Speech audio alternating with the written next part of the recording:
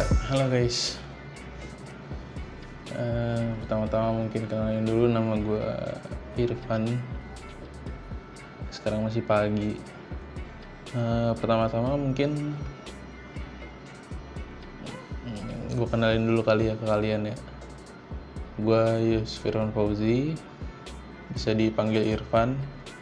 Gue baru lulus dari BINUS, jurusan DKV, ya desain grafis. Gue sekarang masih belum kerja, masih nyari-nyari. Ini gue pakai topi karena rambut gue berantakan banget. Gue hari ini paling cuma mau cerita aja sih.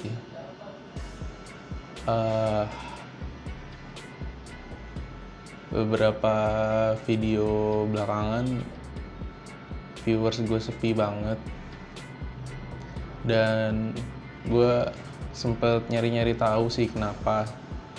Jadi ada beberapa video emang yang bilang konsistensi di upload itu penting.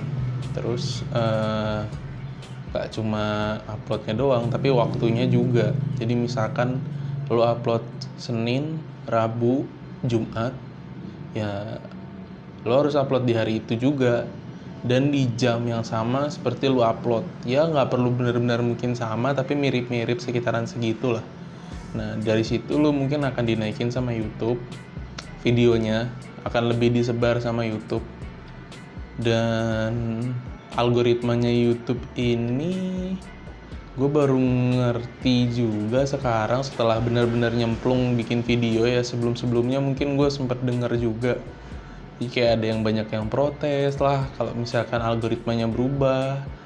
Bahkan lu udah lihat juga kan mungkin si YouTube Rewind Indonesia, si Andovi dan Jovial itu keluar. Dan ya mungkin mereka punya alasan di balik itu, cuman kesan yang paling kuat sih dari beberapa wawancara dan omongan mereka, ya mereka agak kecewa aja sama YouTube yang sekarang. Algoritmanya kok kayak nggak ngedukung konten yang berkualitas, tapi lebih ke konsistensi tadi di bagian yang rutin, yang apa. Dan kalau misalkan mau rutin di jam yang sama kayak gitu, otomatis yang punya resource yang banyak lah, yang ya yang bisa ngikutin. Kalau misalkan kayak gua, video gua itu semua gua kerjain sendiri, paling cuma berdua sama adik gua, itu pun yang editin gua. Terus gue juga baru tahu ada beberapa bahkan website ya yang bikin untuk ini, beli subscriber, beli viewers, beli like, sama kayak Instagram gitulah modelnya. Cuman pas gue lihat yang di beberapa website itu agak-agak lumayan mahal, karena di website-website itu harga untuk per 250 mungkin ya, 250 subscriber itu di 600.000 ya. Karena yang di 1000 subscribernya dimana itu bisa monetisasi itu di angka 2,4 juta. Itu kan lumayan mahal banget, padahal untuk pertama kali monetize aja penghasilan YouTuber itu dari AdSense aja ya. Dari AdSense aja itu baru mungkin kalau dicairin kisaran 250 sampai 300 ribu doang untuk keluar 2.400.000. Cuman mungkin setelah itu akan lebih banyak. Cuman nih yang akan ada masalah adalah setelah gue baca-baca dan riset, kalau misalkan lu beli subscriber, beli viewer, kebanyakan mereka itu bot kan. Nah dari YouTube-nya sendiri udah bisa nge-track tuh bahwa yang nonton lu tuh bukan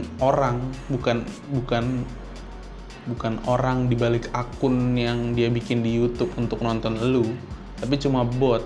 Nah itu akan bisa bersih sendiri sama YouTube lewat sistemnya dia yang bisa nge-track ada aktivitas yang nggak lazim lah istilahnya dalam satu waktu, dan itu akan dicek. Nah, ketika dia beneran ternyata orang yang ada di balik akun itu, biasanya dia yang justru akan viral dan trending. Nah, kalau misalkan enggak, viewers lu, subscriber lu akan kesapu dengan sendirinya. Nah, kalau misalkan lu ada kasus kayak gitu juga, ketika lu mau monetize, lu nggak akan disetujuin sama YouTube. Kalau misalkan ternyata ke-track sama sistemnya YouTube bahwa yang subscribe lu adalah bot.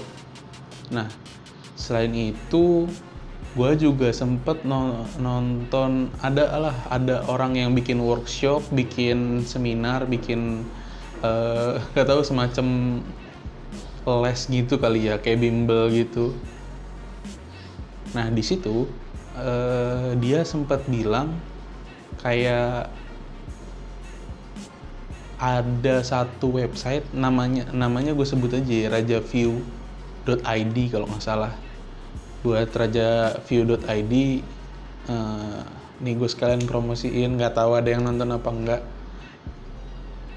Nah, di Rajaview itu lu akan beli watch time. Jadi Rajaview itu akan bayar orang untuk nonton video lu.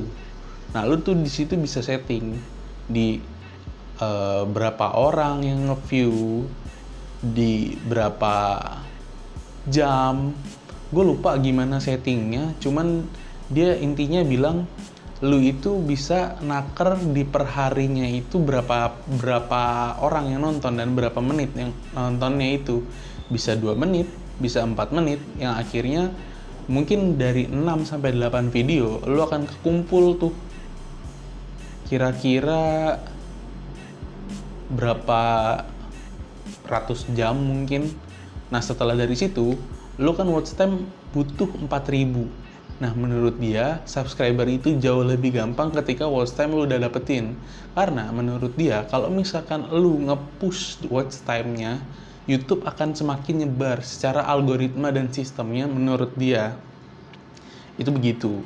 Sumbernya gue lupa, mungkin nanti gue akan taruh di deskripsi. Cuman, gue lupa, nanti aja gue bahas lagi. Yang gue mau poinin di sini sekarang ya soal itunya. Terus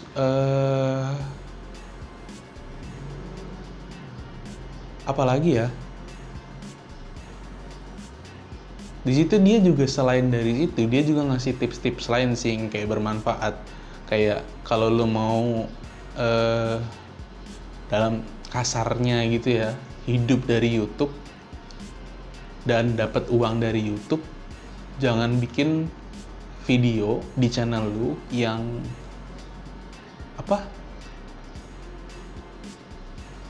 kontennya tuh cuma rame sesaat aja, tapi setelah itu nggak ditonton orang lagi. Bikin yang dia sebutnya evergreen. Nah, evergreen itu maksudnya di setiap kali orang nyari, di tiap bulan, di tiap tahun, itu akan long lasting. Gue sih bilangnya bukan evergreen ya, everlasting kali ya. Everlasting tuh kayak Logan lah ya, kayak Wolverine, kayak abadi gitu. Jadi kapanpun orang nonton itu akan tetap relate sama dia. Terus bikin video menurut dia 10-20 menit. Itu gue udah lakuin juga, cuman tetap nggak rame. Terus maksudnya everlasting tadi, gue balik lagi ke poin yang tadi ya, mungkin belum jelas. Everlasting itu maksudnya bukan bikin konten yang viral, yang kayak misalkan hari ini laku, hari ini lu viral, hari ini lu banyak yang nonton, tiba-tiba pas video selanjutnya lu buat, lu sama sekali nggak ada yang nonton lagi. Itu jangan sampai begitu. Terus udah gitu bikin video 10-20 menit, itu udah gue lakuin. Bikin konten yang menarik. Nah, menarik ini dari sisi mana? Lu harus riset dulu. Kayak misalkan lu bikin judul, keywordnya itu dicari orang apa enggak. Nah, ini yang masih gua agak tricky buat gua. Karena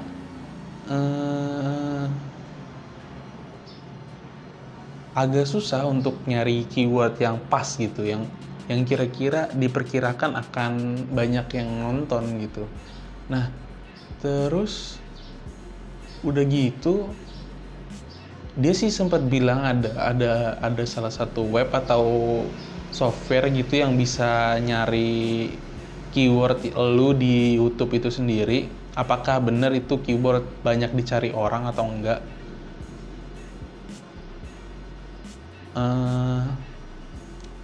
Kalau dari gua sendiri sih, oh iya, terus dia sempat ngomong ini sih, kalau misalkan lu udah riset, lu itu justru harus bikin judul duluan, bukan videonya duluan. Kebanyakan orang bikin videonya duluan baru judul. Nah, kalau menurut dia, kalau tujuan lu adalah untuk laku, lu harus pikirin judulnya dulu. Lo harus bikin keywordnya dulu, baru abis itu lo runutin ke tema yang lo mau bahas.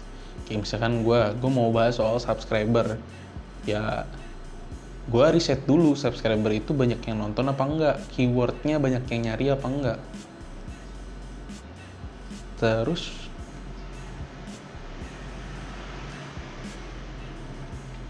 dia udah sih kayaknya itu aja.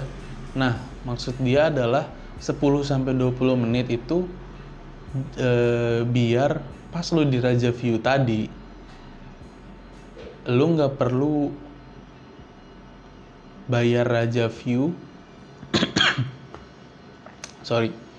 lu nggak perlu bayar Raja View banyak-banyak, karena semakin panjang lu butuh ditonton videonya, lu akan semakin mahal bayar si Raja View itu untuk bayar orang untuk nonton video lu lebih panjang. Nah, kalau misalkan jadi di YouTube itu ternyata hitungannya persenan. Jadi seberapa panjang video lu, berapa persen itunya. Nah, itu yang sebenarnya agak berubah-berubah. Jadi makanya kadang-kadang video yang lama yang laku, kadang-kadang video yang sebentar yang laku. Nah, mungkin kayaknya kalau menurut gue sekarang ini videonya lagi nggak terlalu lama-lama banget. Jadi kayak misalkan 40 menit gitu itu terlalu lama, karena hitungannya persenan. Jadi seberapa persen orang nonton video lu. Kalau misalkan taruhlah 2 menit atau 4 menit dari 10 menit gitu, lu udah dapat 40%. Tapi ketika lu 40 menit butuh 10 menit untuk orang nonton, untuk dapat 10% doang, di bawahnya jauh. Untuk dapat 40%, sorry. Nah, itu kalau misalkan lu udah ngerasa takut. Nah, sedangkan dia ini ngebahas ini ketika lu punya perencanaan untuk bikin channel YouTube. Dengerin ya, sebelum bikin channel YouTube. Bahkan dari sebelumnya, elunya udah sendiri udah nggak pede sama tema yang lu buat. Nah, gue sebenarnya kenapa nonton video dia, karena gue udah agak-agak depresi aja sih, karena gue capek. Karena jujur gue capek ngedit, gue capek bikin video. Gue bahkan sekarang udah pindah ke kontrakan gue sendiri, udah bukan di rumah lagi. Jadi sekarang gue ya banyak lebih ngiritnya sih. Gue akan susah makan, gue akan susah bikin konten mukbang itu, gue akan susah internetan mungkin, terus semua apa-apa gue sendiri juga. Dan gue belum kerja. Gue sebenarnya tujuan gue bikin YouTube ini ya siapa tahu gue bisa berkembang, karena ini jadi salah satu portfolio gue. Nah, kalau misalkan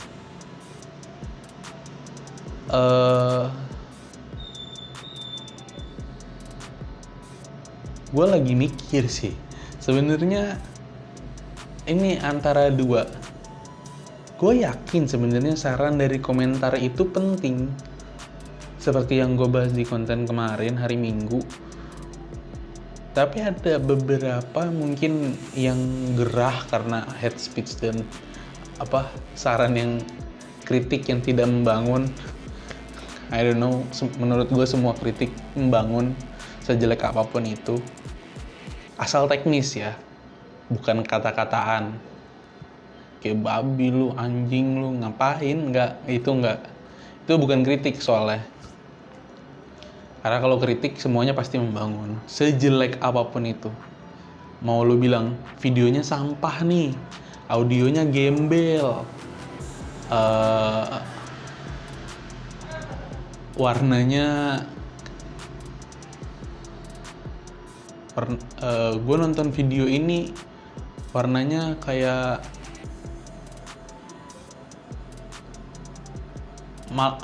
mati lampu atau ya whatever lah.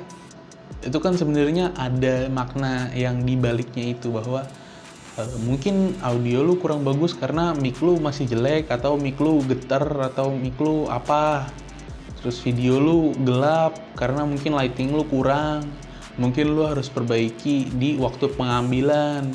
Mungkin lu harus pakai lighting, atau mungkin lu harus ambil siang hari supaya pencahayaan lu bagus. Nah, terus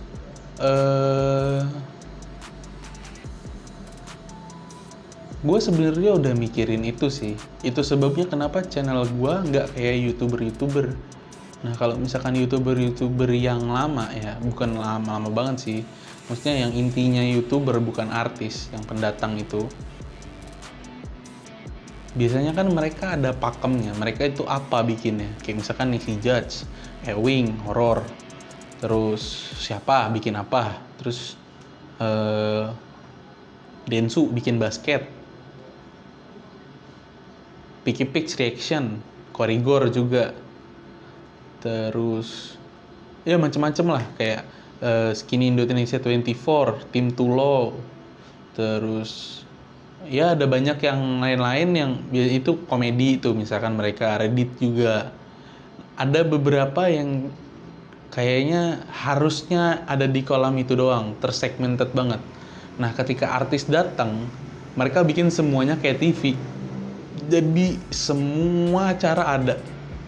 Semua semua genre ada, semua kolam ada. Jadi semuanya nampung ke situ. Jadi ibaratnya mereka itu kayak kayak mau ngerangkul semuanya untuk jadi satu. Gue tahu sih itu pasti susah, tapi dengan kemampuan mereka dan dengan keterkenalan mereka, menurut gue itu akan mungkin lebih gampang dicapai sama mereka.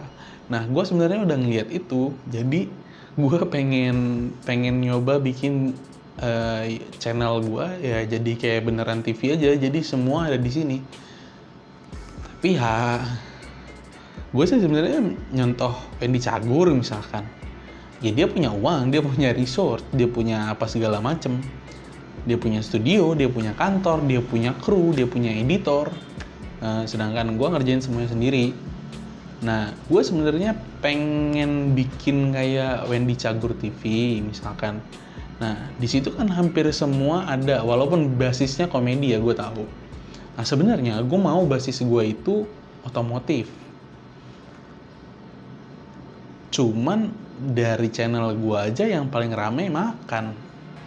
Gue sendiri bingung jadinya mau lanjut kemana.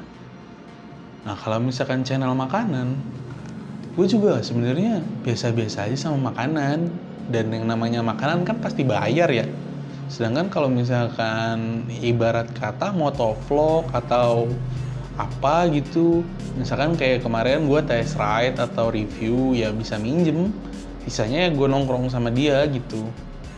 Dan ya itu ngopi doang, gue lebih suka ngopi malah. Atau gue bikin channel review kopi senja sekarang. Kayaknya semua sama aja deh, cuma nama-namanya aja yang makin romantis. Ya paling itu aja sih. Nih gue juga bikin segmen baru lagi. Ya, mungkin judulnya apa ya? Curhat sendiri, curhat sendokir, curhat cerita sendiri. Karena gue udah punya cerita motor. Oh iya, by the way, untuk cerita motor mungkin nggak lama lagi gue bakal hapus kali ya dua video yang kemarin. Dua video, baru satu sih sebenarnya. Tapi yang untuk kompilasi motor-motor terbaik yang gaya klasik itu Itu juga mungkin akan gue hapus sebelum nanti misalkan gue mau monetize. Tapi ya gue nggak tahu juga sih, harapan gue kecil sih kayaknya. Gue berharap semoga gue dapat kerja cepet-cepet sehingga gue bisa punya uang untuk menuhin resource gue. Kalau misalkan enggak sih, gue juga nggak tahu sih gue bakal kayak gimana. Soalnya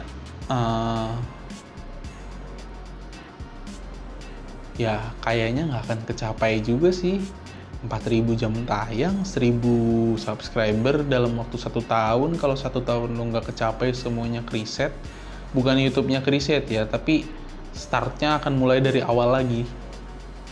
Itu yang akan susah sekali sih untuk nyapainya. Ya paling segitu aja. Jangan lupa komen ya kalau misalkan ada saran-saran. Nih gue serius, jangan dianggap basa-basi doang. Karena keseringan banyak orang yang ngomong kayak gitu jadi dianggap basa-basi doang ya.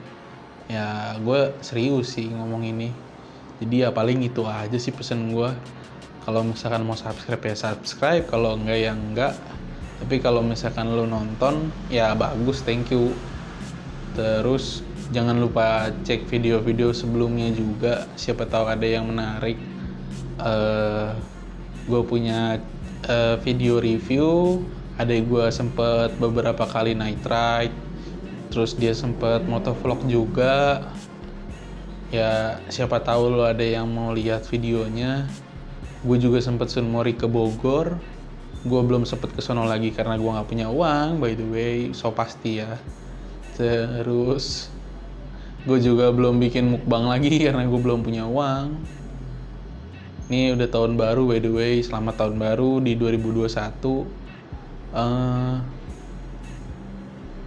Semuanya lagi susah sih, jadi gue juga nggak bisa ngomong apa-apa karena covid ini. Jadi ya kalau misalkan gue protes, semua orang juga protes, banyak yang kena PHK dan segala macem. Ya, we'll see lah kedepannya nanti. Kalau misalkan lu bisa cek video-video sebelumnya ini. Kalau misalkan video ini rame ya syukur alhamdulillah, gue akan lanjutin. Kalau enggak ya mungkin 2 minggu sekali, semampunya dan semaunya gue curhat aja palingan. Ya udah, thank you for watching, bye.